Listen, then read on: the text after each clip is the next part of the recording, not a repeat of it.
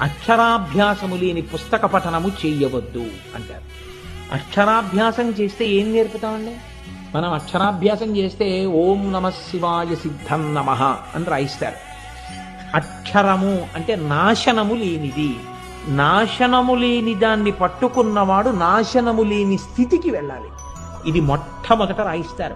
ఆ రాయించేటప్పుడు ఎవరు అటువంటి అనుగ్రహాన్ని పొంది ఉన్నాడో అటువంటి పెద్దలు ఆ చేతిని పట్టుకుని బియ్యంలో కదిపిస్తే ఆ చేతిని అతనికి సహజంగా లేకపోయినా ఆ శక్తి ఆయన అనుగ్రహం చేత కొంతవరకు పెరుగుతాడు.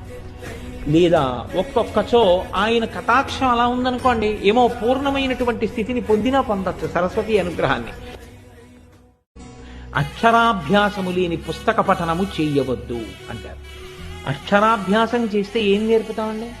మనం అక్షరాభ్యాసం చేస్తే ఓం నమ శివాయ సిద్ధం నమః అని రాయిస్తారు. అక్షరము అంటే నాశనము లేనిది.